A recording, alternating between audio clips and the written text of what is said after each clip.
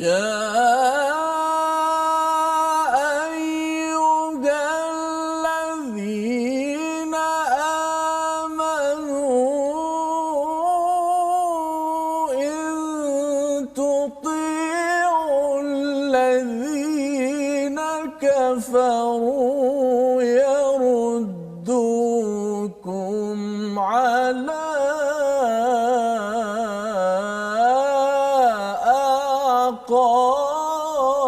أعقابكم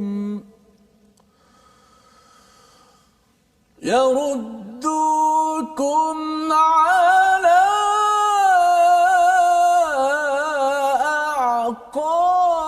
أعقابكم فتنقلبوا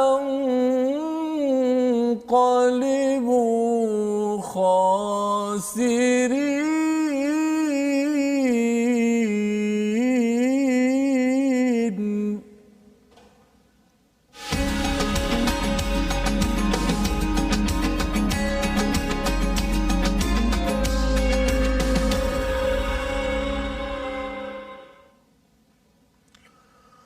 أعوذ بالله من الشيطان الرجيم.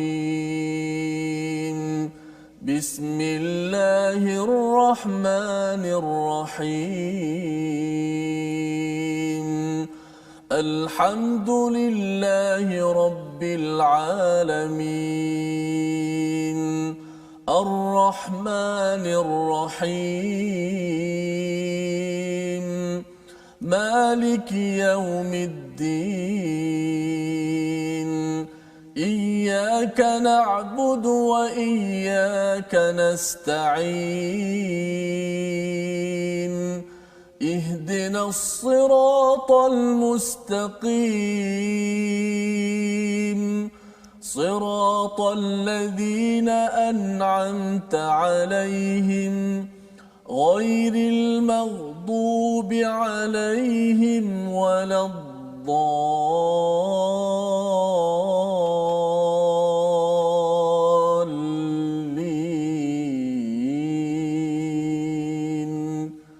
آمين. Assalamualaikum warahmatullahi wabarakatuh. Alhamdulillah wassalatu wassalamu ala Rasulillah wa ala alihi wa man wala. Syada la ilaha illallah syada Muhammadan abduhu wa rasuluhu. Allahumma salli ala sayidina Muhammad wa ala alihi wa sahbihi ajma'in. Amma ba'du. Apa khabar tuan-tuan dan puan yang dirahmati Allah sekalian? Kita bertemu pada hari ini untuk kita teruskan pengajian kita pada minggu ini pada halaman yang ke-69 sebelum kita mengulang kaji pada minggu ini tentang perjuangan.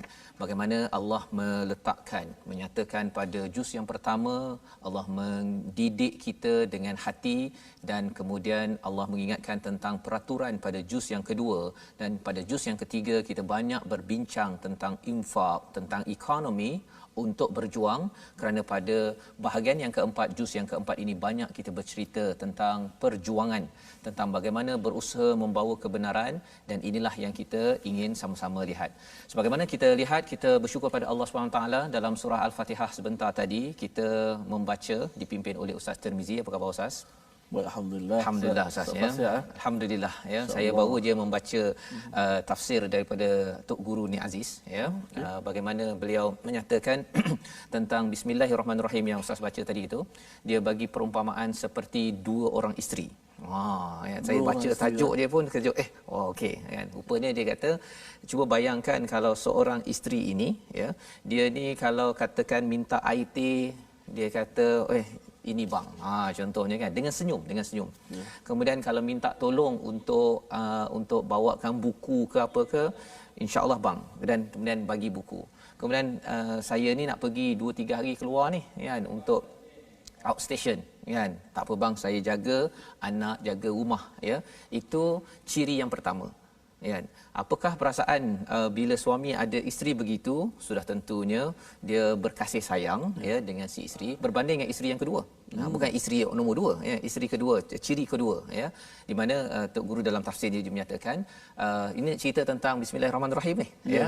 Tapi bukan dua isteri. Bukan dua isteri, dia ada ciri isteri inilah. Okay. Bandingkan yang pertama yang kedua. Yang kedua ni kalau minta teh muka dia berkerut-kerut Ustaz. kan. Ya. Yang kedua kalau minta buku tadi tu tak boleh ambil sendiri ke kan. Kan. Dan yang ketiga kalau nak keluar 2-3 hari tu abang nak pergi mana?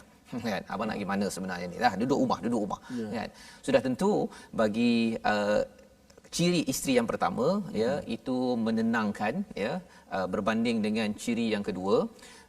Ustaz Tuan Guru ni Aziz ketika dalam tafsirnya menyatakan kalau baca bismillahirrahmanirrahim kita bila mendapat isteri yang ciri pertama pun kita rasa ya Allah kan bersyukurnya tenangnya apatah lagi walillahi mathalul a'la ya perumpamaan ini Allah lebih tinggi daripada itu bila yang ini bukan sekadar buat teh bukan sekadar jaga 2-3 hari tetapi ini Allah Ar-Rahman yang jaga pada setiap masa 24 jam kan bagi bukan air teh saja Ustaz air macam-macam yang diberi oleh Ar-Rahman dan lebih daripada itu bila Ustaz Tok Guru ni Aziz menyatakan bahawa dia bagi kepada orang yang sembahyang tak sembahyang dia tetap senyum ataupun beri rezeki ya bagi juga makanan beri bantuan pertolongan penjagaan walaupun orang tu tak sembahyang kalau sembahyang baca Quran macam tuan-tuan di rumah sudah tentunya kita kalau tadi dah bahagia bersama isteri yang ciri nombor 1 ya apatah lagi kalau katakan ini Allah dan itulah satu cara untuk kita menghargai Allah Ar-Rahman ya tetapi Ar-Rahim macam mana insya-Allah kita tengok lagi lah ada perumpamaan lain ya yang dikongsikan sebagai memulakan program kita pada hari ini dan kita nak melihat apakah kandungan daripada Allah Ar-Rahman Ar-Rahim memberi kepada kita halaman 69 pada hari ini. Sinopsis pada hari ini bermula pada ayat ke-149 ya mari sama-sama kita perhatikan. Ayat 149 hingga 151 peringatan agar jangan mengikuti ajakan orang-orang kafir kepada Allah Subhanahu Wa Taala. Orang-orang yang kufur yang tidak mahu mengikut kepada Ar-Rahman ya walaupun Ar-Rahman ni dah bagi macam-macam ya kepada kita semua. Dan yang keduanya pada ayat 152 hingga ayat 153 faktor-faktor kekalahan. Jadi hari ini Ustaz muka surat 69 ni rahsia kalah. Rahsia kalah. Rahsia kalah. Kalau nak kalah buat macam mana? Kalau nak kalah tengok pada buku surat ini. Ya, kalau yang sebelum ini rahsia bangkit dan menang, ya. Kali ini rahsia kalah untuk sama-sama kita ambil pertolongan ataupun panduan, ya. Jadi sama-sama kita lihat dan kita akan mula baca daripada ayat 149 hingga ayat 152, ya. Baik. Jadi sama-sama kita baca Ustaz ayat 149 hingga ayat 152. Masya-Allah. Panjang sikit ini ya. Ya. Rahsia kekalahan. Tu hari Rahsia ini kalah. ada itu. Pelik ini kita nak biasa dapat rahsia kemenangan. Rahsia ni tak ada cerita tapi hari ini nak cerita rahsia Kalah. Kalau nak kalah buatlah. Buat ni. Kan maksudnya insya-Allah jangan buat insya-Allah. Baik terima kasih Ustaz Mansur. Sahabat-sahabat Al-Quran sekian teruskan share program kita mudah-mudahan dapat kebaikan insya-Allah. Baik kita akan baca daripada surah Ali Imran ayat yang ke-149 hingga 152. Ayat yang sangat besar, ayat yang begitu gerun berkenaan dengan yang pertama sekali tidak mentaati orang-orang kafir. Insya-Allah akan dikupas oleh Ustaz Fazrul nanti bagaimana orang-orang yang kita kata apa dalam perjuangan dalam perjuangan peperangan mestilah dengan kekuatan dan juga tidak lari daripada peperangan. Jadi ini perang satu perjuangan paling tinggi, kemudian perjuangan di peringkat negeri, di peringkat negara, di peringkat keluarga ya. Jadi itu perkara yang kita nak perhatikan insya-Allah. Okey. A'udzu billahi minasy syaithanir rajim. يا أيها الذين آمنوا إن تطيعوا الذين كفروا يردوكم على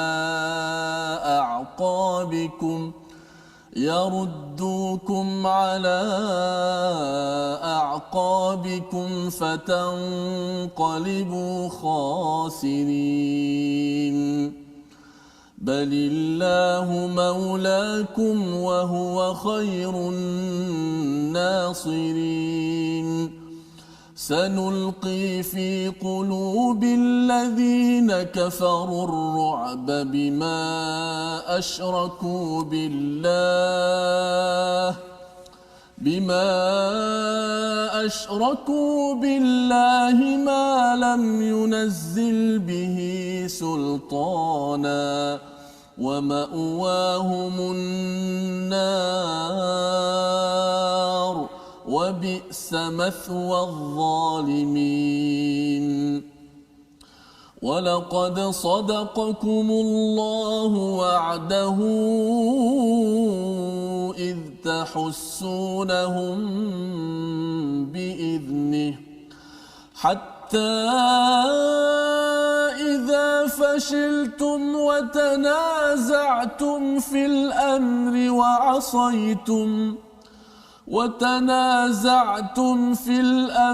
وعصيتم من بعد ما أراكم ما تحبون منكم من يريد الدنيا ومنكم من يريد الآخرة ثم صرفكم عنهم ليبتليكم ولقد عفا عنكم والله ذو فضل على المؤمنين صدق الله العظيم.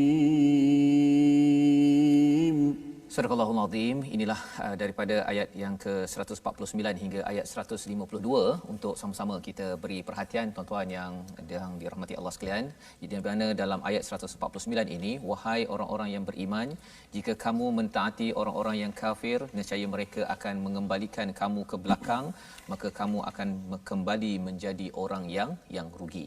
Jadi ini seruan Ustaz ya, memulakan ayat 149 ini, rahsia kalah. Rahsia kalah. Kalau siapa yang terlupa buka surat, kalau siapa nak kalah muka surat 69. Ya, ini dia punya formula. Pasal apa? Kerana ini adalah analisis. Allah memberi komentar tentang bagaimana kalahnya perang Uhud. Ya, pada round pertama menang tetapi round kedua kalah dan akhirnya terbunuh ataupun syahid 70 orang di kalangan tentera muslim. Wahai orang-orang yang beriman, in tuti'ul ladina kafaru, jika kamu mentaati kepada orang-orang yang kufur kepada Allah Subhanahu Wa Taala, apakah yang dibuat oleh orang-orang kufur itu? Yaruddukum ala aqabikum, dia akan mengembalikan kamu ke atas tumit-tumit kamu.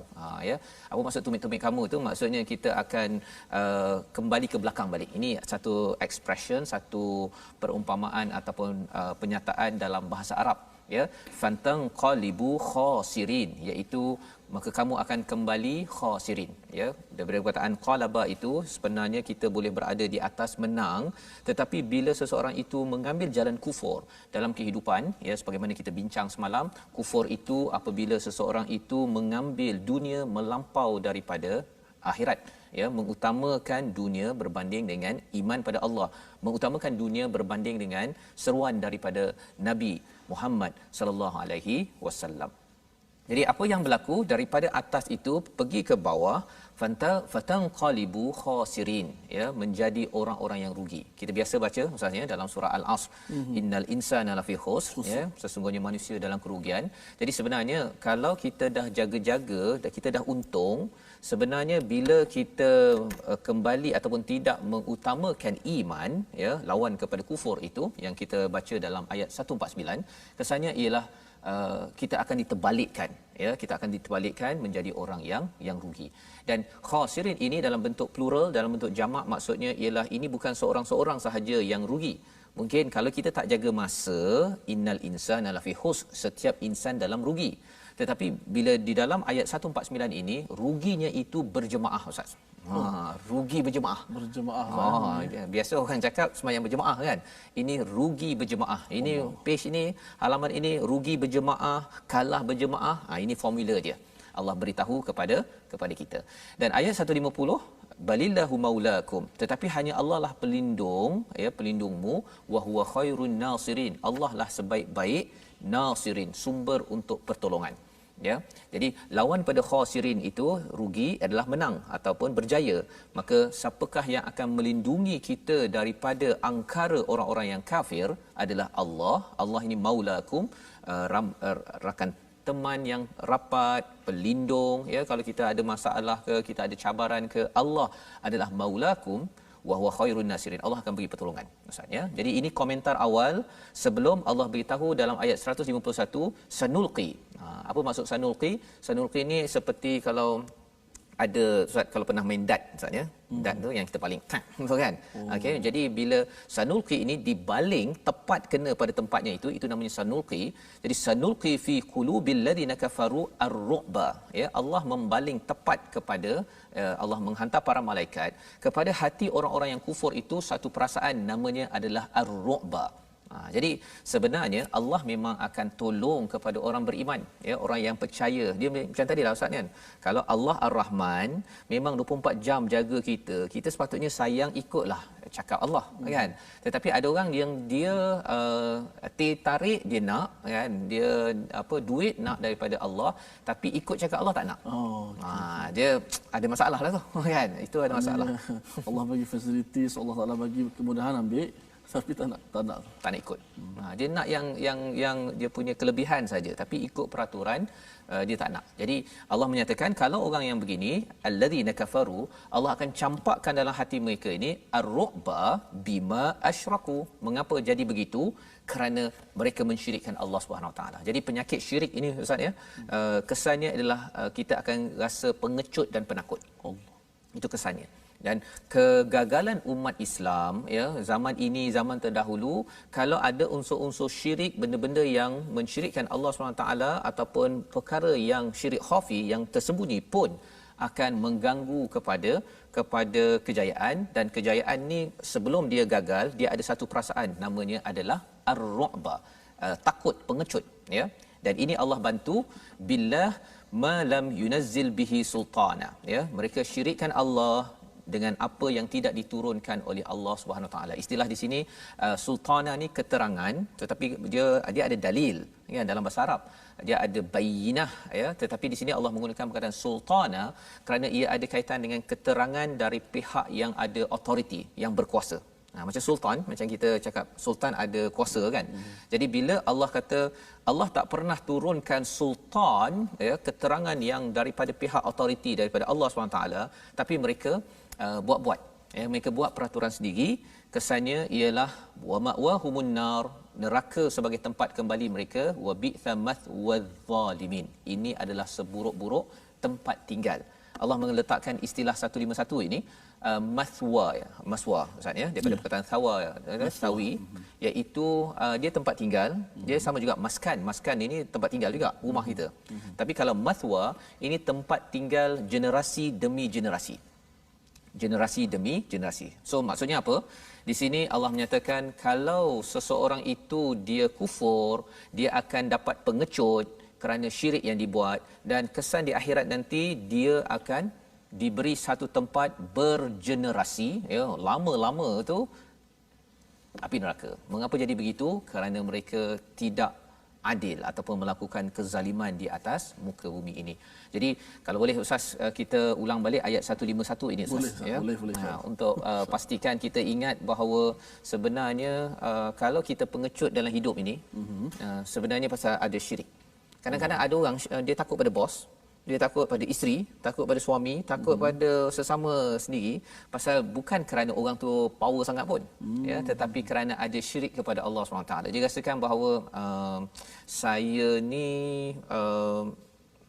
tak fikirkan pada Allah, ataupun rasa macam orang itu lebih kuat daripada Allah Subhanahu Taala untuk menekan saya ataupun mengganggu saya. Padahal sebenarnya kalau kita esakan Allah Subhanahu Taala, kita mungkinlah ada segan, takut pada sesama manusia, tetapi insya-Allah Allah Rabbul Jalil insya-Allah boleh bantu kita. Jom kita sama-sama ulang ayat 151 Ustaz. Baik, 151 kita baca satu ayat ini dengan taradum mujawwad ras insya-Allah. Auzubillahi minasyaitanir rajim.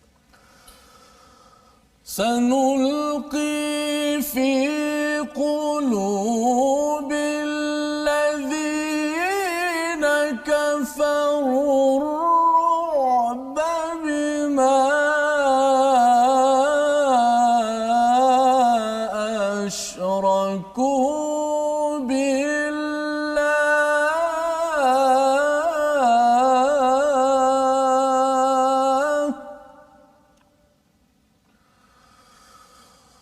بما أشركوا بالله ما لم ينزل به سلطانا ومأواهم النار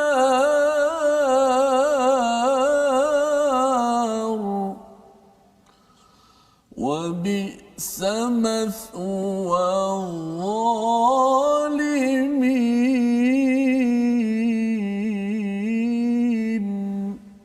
اللهم أجرنا من النار يا الله. Mudah-mudahan Allah selamatkan Semoga Allah selamatkan kita Ustaz ya daripada wa ma'wahumun nar, tempat kembali mereka api neraka, dan seburuk-buruk kepada tempat tinggal bagi orang-orang yang beriman ya. Jadi ini adalah daripada ayat 151 Ustaz ya. Sebelum masuk kepada analisis tentang Uhud, bagaimana untuk gagal. Okey Ustaz ya. Tadi dah ada dah. Dah ada, iaitu apabila seseorang itu banyak mensyirikkan Allah Subhanahu Wa Taala, maka timbul ketakutan. Sebenarnya pada round pertama orang-orang kufur kafir itu dia takut kepada tentera. Pada waktu itu sekitar 1000 pergi, 300 balik. Ini munafik daripada perang Uhud itu ya, balik dan melawan kepada tentera musyrik yang beribu-ribu, berganda-ganda Ustaz ya. Tetapi Allah menyatakan di sini round pertama tu apa yang berlaku, walaqad sadaqakumullahu wa'dahu id tahussunahum biiznih ya, iaitu dan sesungguhnya Allah telah memenuhi janjinya kepadamu ketika kamu membunuh mereka dengan izinnya ya, iaitu apa, dengan izin Allah. Tahussunahum, maksudnya tahussunahum itu kamu membunuh mereka ya. Ini bukan ahsa Ustaz ya, bukan ahassa, tapi ini hassa. Hassa ini membunuh dengan tepat ya, sebagaimana kita nampak pada ayat 152. Jadi Allah membuat analisis ini ataupun menerangkan Allah benar-benar menunaikan janji. Apa maksud menunaikan janji? Allah pasti menolong orang yang beriman. Itu janji Allah. Allah janji kepada orang-orang terdahulu, Allah janji kepada saya, kepada tuan-tuan yang berada di rumah, Allah pasti menunaikan janjinya, tak pernah dia tak tunai janji ya. Dia kadang-kadang dengan pasangan ke dengan kawan ke ada masa tunai janji, ada tak, pasal kita ni lemah Ustaz kan. Kita cuba sebaik mungkin untuk tunaikan janji. Tetapi yang tidak pernah gagal menunaikan janji ialah Allah Subhanahu Wa Taala. Di mana dalam ayat ini Allah menyatakan round pertama ya, istahussunahum biiznih ya, iaitu mereka, kamu semua boleh membunuh mereka dengan izinnya. Memang menang perang Uhud itu, round pertama memang menang kerana semuanya mengikut peraturan daripada Allah dan Rasul ya. Nabi kata okey, yang di bukit Rumman pemanah sila duduk sana, posisi depan duduk depan, yang belakang duduk belakang ya. Kalau ikut kepada Dr. Mustafa As-Sibai, ada cerita tentang perkara ini, insya-Allah nanti kita sambung Ustaz ya tentang kisah ini. Tetapi itu round pertama, pusingan pertama. Round kedua, bagaimana kalah. Yang ini kita nak tengok selepas rehat nanti. Sebelum itu kita nak tengok dahulu perkataan yang kita nak belajar pada hari ini insya-Allah. Iaitu perkataan yang kita lihat pada ayat 149, khasira ya, yang diletakkan khasirin pada ayat 149, maksudnya adalah rugi ya, yang berulang 65 kali disebut dalam al-Quran, dan Allah menyatakan bahawa fatanqalibu khasirin ya, kamu semua diterbalikkan menjadi orang-orang yang rugi. Jadi ini Allah beritahu kepada kita semua, kepada saya, kepada kita Ustaz ya, mengingatkan kalau kita ni dah berjaya beriman, kalau kita nak diterbalikkan menjadi orang rugi, gagal, fail, kan. Kalau kita mahu begitu, silakan ikut pada orang-orang yang kufur ya. Jadi ini adalah peringatan kepada kita ya, kalau rugi seorang-seorang kerana kita tak uruskan masa dengan elok. Satu daripada panduannya surah Al-Asr. Tapi kalau nak rugi berjemaah, maka caranya sebenarnya kita nak elakkan daripada perkara ini, kita taat kepada orang-orang yang kafir ya. Ada istilah berbeza ya dalam Quran, tuti'u, ata'u dan juga ittiba' ya. Kalau ittiba' itu dekat ya, tapi kalau tuti'u itu dekat tapi jauh pun dah cukup. Sebenarnya taat secara jauh kepada orang yang kufur untuk jangan solat, jangan utamakan Quran dalam organisasi, dalam memimpin. Kalau nak pilih pemimpin, tak payah pakai Quran. Kita kan ada pendapat kita. Jadi di sini Allah menyatakan ini formula yang kita perlu jauhkan agar kita jangan terbalikkan menjadi orang yang rugi. Kita akan analisis bersama, kita akan melihat round 2 untuk memahami lebih lagi bersama kita dalam My Quran Time, baca, faham, amal, insya-Allah.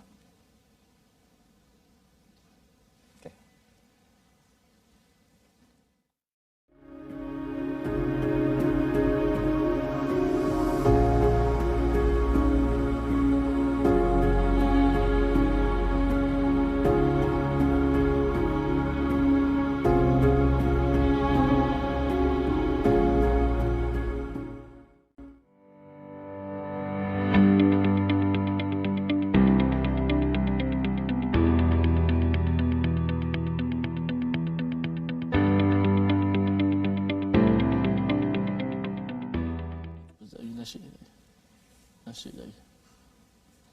Bertemu kita dalam My Quran Time, baca faham amal kita pada hari ini untuk kita sama-sama melihat kepada analisis bagaimana kita diingatkan oleh Allah Subhanahu taala untuk kita tidak gagal di dalam kehidupan kita. Dan sudah tentunya ini ada panduan ya daripada Al-Quran pada halaman yang ke-69. Kita sudah pun membaca ayat 152 di mana di situ ada rahsia yang besar.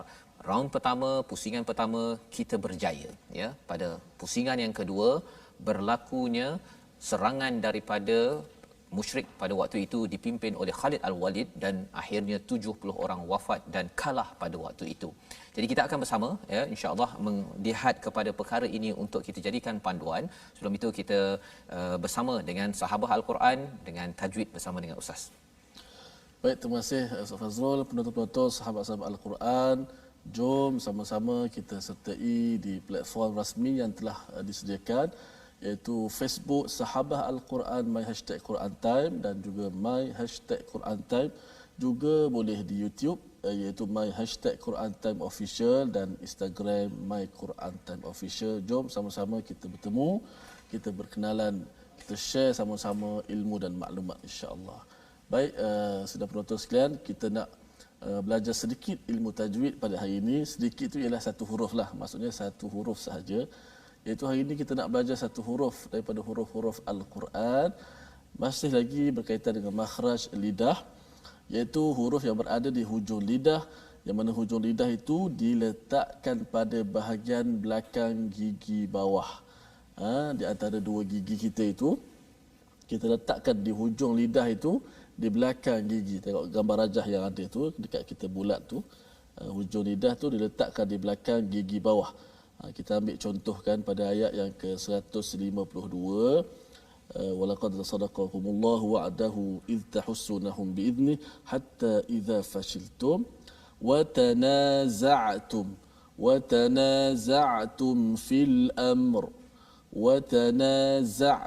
fil amr. Itu huruf zai. Di mana? Okey, mungkin kamera boleh tunjuk. Saya nak tunjuk sedikit buka rasi ya. Dia antara dua gigi kita. Ini contohkan gigi lah, gigi depan. Kita boleh rapatkan kedua-dua gigi kita. Tapi bukan fokus pada rapat itu. Boleh rapatkan hujung lidah kita ni, hujung lidah menekan di belakang gigi. Pada belakang gigi bawah. Okey. So bunyi zai itu akan keluar di antara dua gigi kita. Hujung lidah mesti tekan. Okey. Maka keluarlah huruf zai. Rapatkan, kemudian hujung lidah ini tekan di belakang gigi bawah, maka keluarlah daripadanya huruf zai. Ada 3 huruf di situ, maka hari ini kita fokus satu huruf, iaitu huruf zai. Wa tanaza'tum. Tak puas hati lagi, matikan huruf zai itu, kita akan dapat rasakan lagi makhrajnya dengan lebih dekat dan lebih rasa. Bila mati ni, maksudnya lidah tu berada lama sedikit pada belakang gigi tu. Azwaja,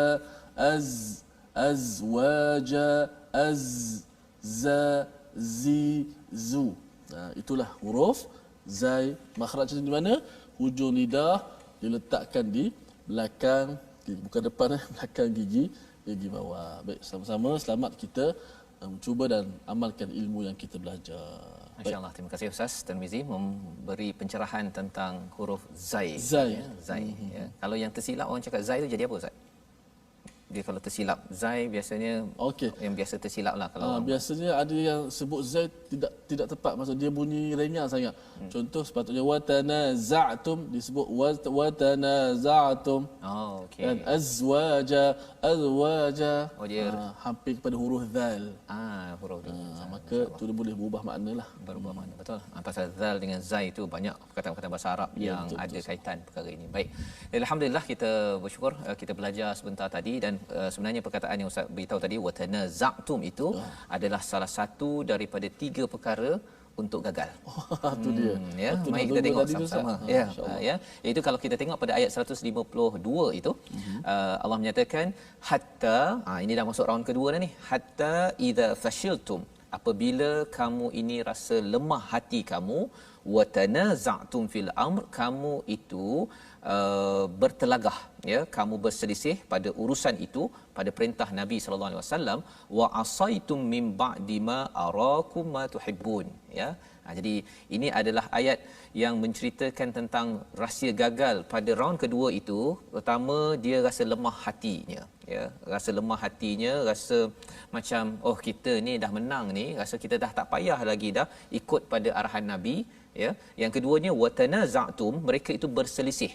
Watanaza'tu Ustaz, ya, dia seperti tanaza'tum ini seperti kita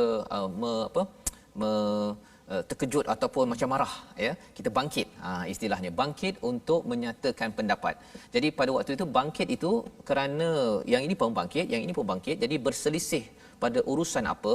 Urusan yang disebutkan oleh Nabi sebelum berperang itu, lindungi barisan belakang, jangan sampai mereka datang menyerang dari arah belakang. Ya, pasal belakang ni defender, ya, yang melindung, yang depan ni yang serang. Jadi bila Nabi kata lindungi, siapa nak lindung? Hujani mereka dengan anak panah, kerana pasukan berkuda tidak akan mampu melawan anak panah tersebut. Ini menurut Dr. Mustafa Sibai dalam As-Sirah Nabawiyah, dalam Amazing Quran ini. Jadi yang atas bukit itu sebenarnya dia nak cover, dia nak lindungi barisan belakang dengan panah kalau ada serangan musuh. Ya, kalau depan dah lawan, tinggal belakang saja nak bertahan, mesti ada yang cover. Ya, jadi kelebihan pada umat Islam, mereka berada di bukit itu, jadi insya-Allah boleh menang. Tetapi apakah yang berlaku? Watanaza'tum fil amr. Urusan itu mereka bertelagah. Dia kata, kita round pertama dah menang. Nabi dah pesan dah tadi. Kalau kita akan menang selama kamu tetap berada di tempat masing-masing, dan kemudian dalam satu riwayat, apabila kamu melihat kami mendapat kekalahan, jangan tinggalkan posisi. Jika menang, jangan tinggalkan posisi, ya. Kalau kamu melihat kami mengalahkan mereka, memenangi peperangan, mereka terbunuh, jangan tinggalkan posisi. Banyak kali Nabi ingatkan, ya, ketika awal sebagai seorang ketua pada waktu itu. Tetapi apa yang berlaku bila mereka dah menang round pertama, pasal Nabi kata kami akan hantar seseorang untuk beritahu okey dah habis. Tak ada seseorang sampai ke atas bukit tersebut, mereka kata kita dah menang, kita dah boleh turun dah ke bawah, ya. Pasal apa? Pasal bila turun ke bawah, mereka buat apa? Wa asaitum min ba'di ma arakum ma tuhibbun, ya. Istilah yang Allah berikan di sini, mereka itu derhaka selepas mereka melihat apa yang mereka cintai, iaitu harta ghanimah yang berada di bawah, ya. Ada yang kata bahawa kalau mereka lambat ambil nanti, habislah nanti, ya. Jadi aktiviti mereka untuk mengambil harta ghanimah, lari daripada posisi yang ada pada waktu itu, digelar sebagai wa'asaitum. Mereka bermaksiat ataupun menderhaka kepada Nabi sallallahu alaihi wasallam. Jadi ini adalah satu pencerahan daripada Allah yang amat-amat mantaplah Ustaz, ya. Pasal apa? Bila 70 orang terbunuh, ya, kalah umat Islam, dan orang memang fokus kepada tentera yang berada di posisi Jabal Ruman, yang bukit untuk memanah tersebut. Memang bila Allah keluarkan ayat ini, memang tertekan betul para sahabat, ya. Allah cakap apa? Minkum may yuridud dunya, sebahagian daripada mereka sukakan pada dunia, sebahagian daripadanya nak turun ke bawah itu nakkan akhirat. Yang menariknya dalam ayat ini Allah menggunakan perkataan man, iaitu siapa ataupun orang yang, tak ada nama minkum, nama Fazrul ke apa ke tak keluar. Pada waktu itu ada nama-nama sahabat, tak dikeluarkan di sini. Apa maksud dia di sini? Allah sebenarnya dan Allah bagi dua pilihan, ada yang suka dunia, suka akhirat. Kesannya ada yang dia rasa bersalah sangat ni, dalam hati dah rasa bersalah dah, Allah dah beritahu ni dia suka pada dunia, tetapi Allah cover dengan minkum may yuridul akhirah. Jadi sahabat yang lain tidak boleh nak tunjuk dia inilah sebab kekalahan apa tak ada. Pasal mereka ni adalah orang yang suka, sebahagian ni suka dunia, mungkin dia ni suka akhirat, dan tetapi wa asaitum, tetap wa asaitum. Kamu derhaka, kamu tidak ikut perintah, maka tiga perkara inilah yang menjadikan kekalahan kepada umat Islam, ya. Thumma sarafakum anhum liyabtaliyakum, ya. Mereka berpecah, Allah berpalingkan, dan akhirnya Allah menguji dengan kekalahan tersebut. Jadi kalau kita lihat pada ayat 152 ini, formula untuk kalah, Ustaz. Yang pertama ialah rasa lemah jiwa dalam nak berjuang. Bagi ibu ayah rasa lemah nak membina keluarga, dalam organisasi lemah kalau nak buat sesuatu projek, itu lambang nak gagal lah tu, ya. Yang pertama. Yang kedua, suka bertelagah dan pada urusan-urusan yang ada, suka berkelahi, berselisih. Benda yang boleh diselesaikan elok-elok, ikut peraturan dah jelas, tak jelas boleh tanya, tapi ditelagahkan ataupun dipersisihkan. Dan yang ketiganya ialah ma arakum ma tuhibbun, derhaka kerana mengutamakan apa yang kita cintai, bukan yang dicintai oleh Allah dan Rasul. Maka dengan perkara tersebut, Allah kata Allah uji dengan kekalahan, tetapi Allah hujungkan dengan walaqad afa ankum, dan sungguhnya dia telah memaafkan perbuatan kamu, wallahu dzu fadlin 'alal mu'minin, ya. Kurniaan Allah ke atas orang-orang beriman, walaupun kalah tetapi masih lagi mereka digelar sebagai orang beriman. Menariknya ini pasal apa? Pasal kadang-kadang dalam organisasi, Ustaz, ya, ataupun dalam keluarga ke, bila ada orang buat silap, ya, kadang-kadang yang buat silap tu digelar sebagai penderhaka, digelar sebagai pengkhianat, digelar sebagai macam-macam. Sebenarnya Allah tak gelar pun mereka sebagai pengkhianat. Kamu betul, kamu tak ikut cakap, tetapi kamu tidak digelar sebagai penderhaka kepada Allah. Allah gelar mereka wallahu dzu fadlin 'alal mu'minin. Jadi ini peringatan kepada saya, kalau ada orang yang tak buat kerja ke, tak ikut peraturan dalam organisasi ke, jangan bagi gelaran yang buruk-buruk. Khawatir kitalah yang buruk tersebut, ya. Dan Allah menyambung apakah berlaku selepas itu, ayat 153 bersama Ustaz Tirmizi. Baik, terima kasih Ustaz Fazrul. Sudah menonton yang dimuliakan, kita sambung ayat terakhir daripada surah ayat yang kita bincang pada hari ini, muka surat yang ke-69, iaitu ayat yang ke-159. 53. Menceritakan tentang apa, Ustaz? Lari daripada perang, Ustaz. Lari dari perang, ayat 153 ni. Ustaz boleh kaitkan dengan keadaan kita hari Betul. ini, Ustaz. InsyaAllah. Baik, kita baca terlebih dahulu. Moga-moga kita mendapat panduan, insyaAllah. أعوذ بالله من الشيطان الرجيم إذ تصعدون ولا تلوون على أحد والرسول يدعوكم في أخراكم فأثابكم غما بغم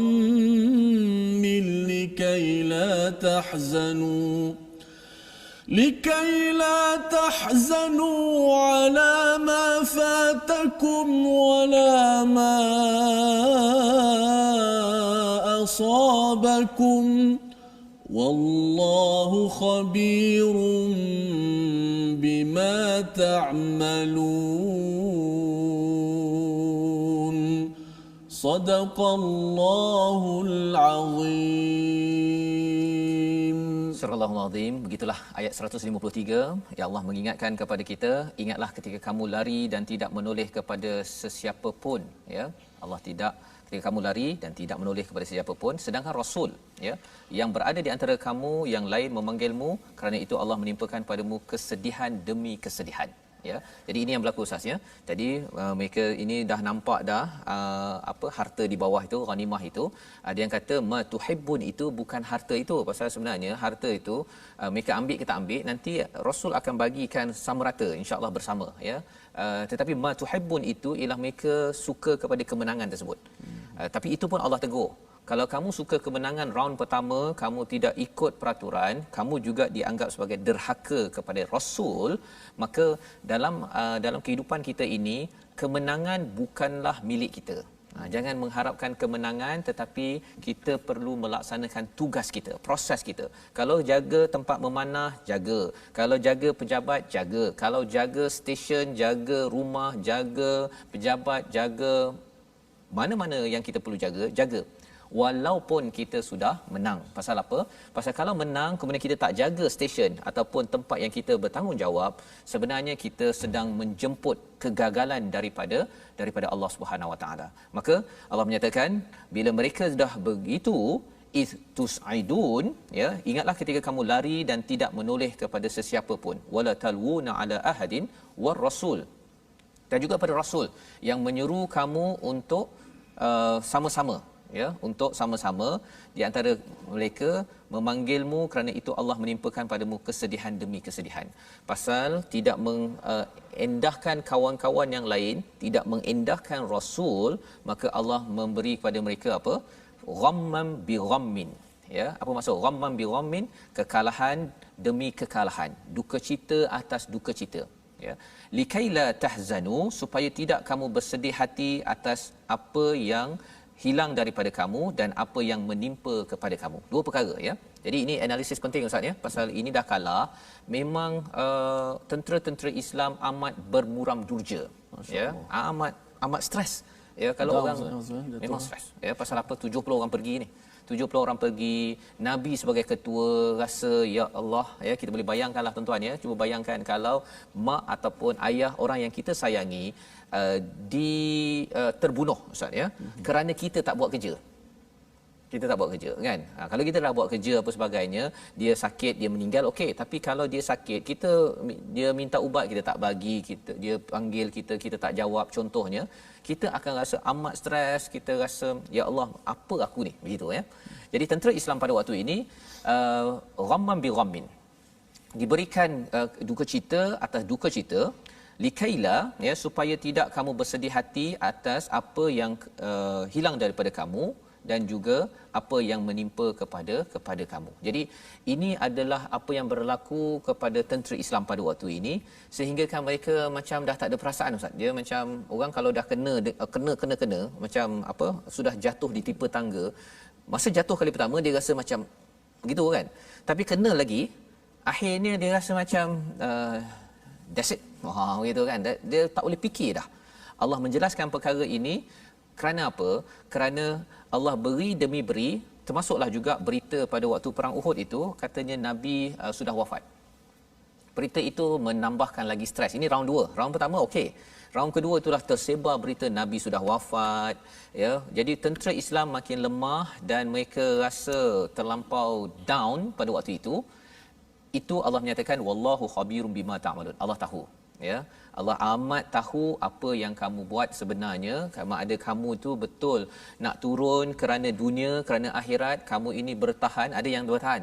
Pada waktu itu ada sahabat yang bertahan, Allah tahu, dan kamu tidak dapat dah nak figure out, nak tentukan ini macam mana nak selesaikan masalah ini. Rupa-rupanya pada ayat yang ke-154.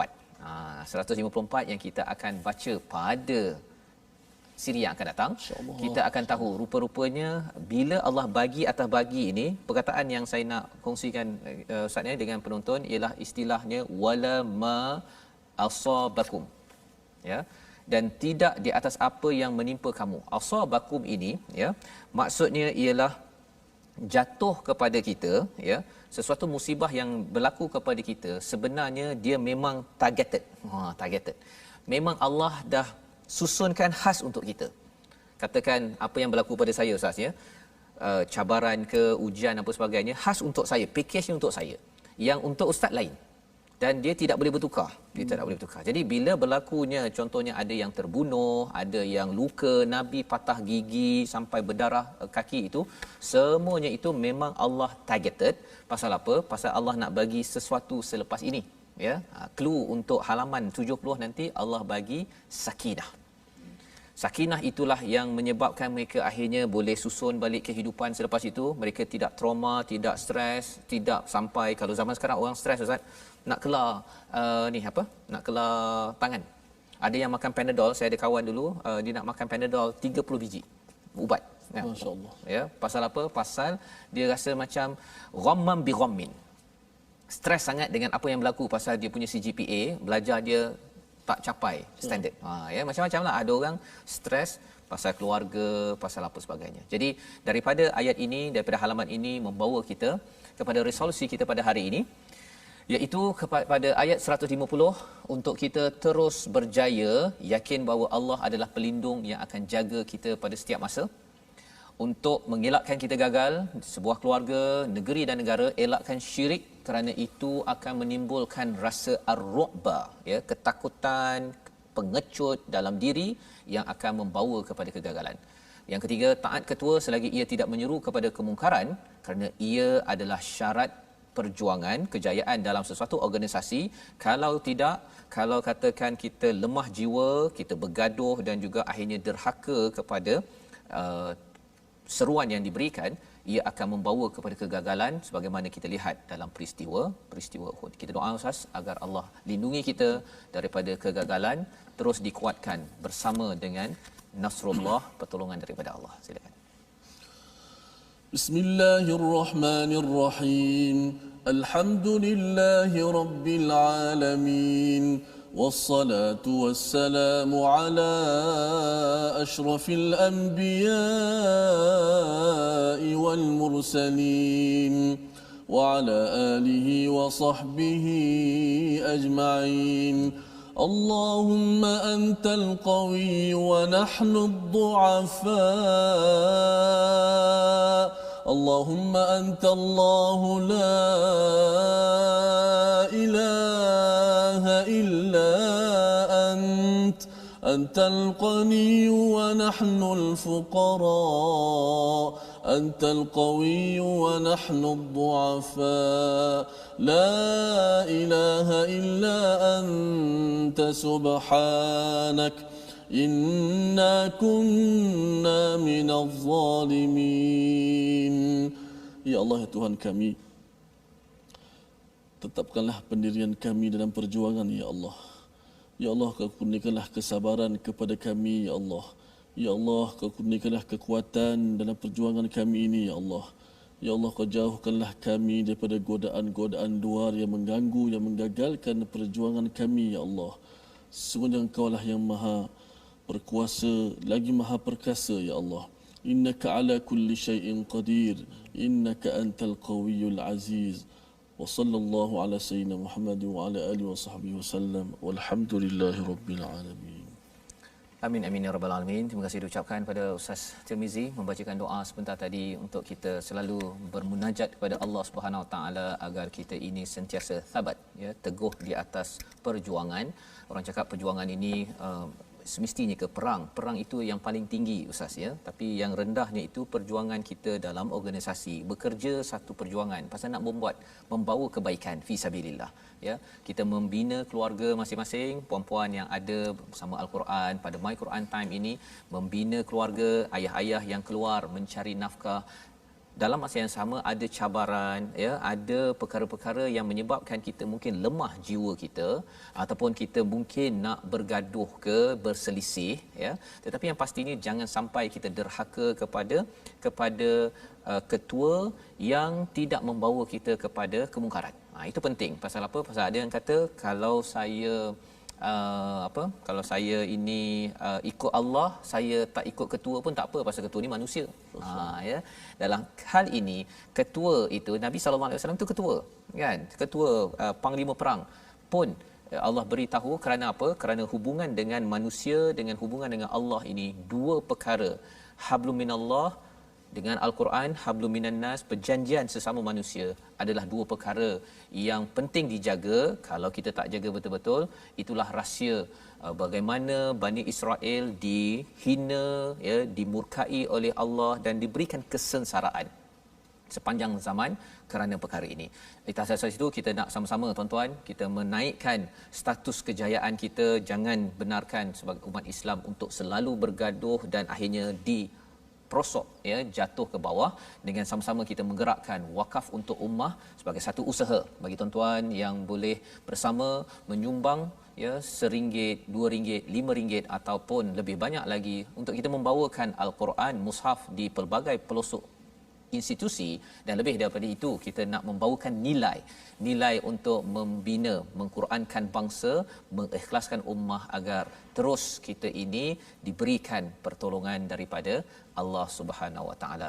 Jadi insya-Allah pada hari esok kita bertemu lagi, ya, sesi ulang kaji kita pada halaman 65, 66, 67, 68, 69, 5 halaman.